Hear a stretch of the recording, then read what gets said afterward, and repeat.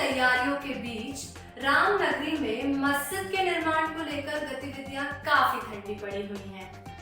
विवादित स्थल पर मालिकाना हक से जुड़े मुकदमों में प्रमुख मुस्लिम पक्षकार रहे उत्तर प्रदेश सुन्नी सेंट्रल बोर्ड को उच्चतम न्यायालय के निर्देश के बाद सरकार द्वारा 5 एकड़ जमीन आवंटित कर दी गई थी, लेकिन औपचारिकताओं को पूरी होने में कई कसर बाकी रह गई है।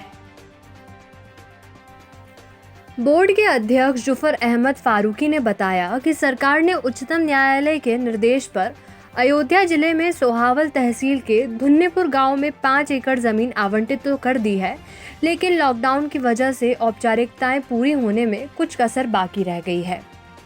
फारूकी ने बताया कि बोर्ड को मिली जमीन पर मस्जिद, इंडो इस्लामिक रिसर्च सेंटर, अस्पताल तथा लाइब्रेरी के निर्माण के सिलसिले में गठित होने वाला ट्रस्ट अभी बन नहीं पाया है।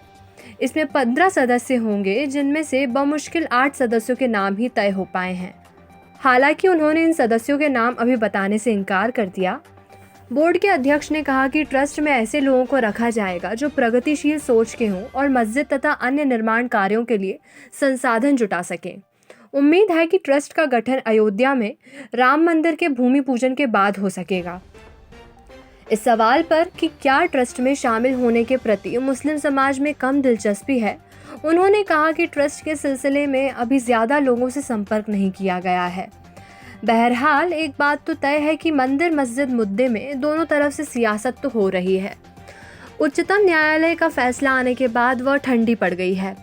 इस सवाल पर कि मस्जिद, इस्लामिक रिसर्च सेंटर, अस्पताल और लाइब्रेरी के निर्माण के लिए संसाधन जुटाने के मामले पर क्या उन्हें all India Muslim personal law board या अन्य किसी प्रमुख मुस्लिम संगठन का सहयोग मिलने की उम्मीद है, फारूकी ने कहा कि उन्हें ऐसा नहीं लगता।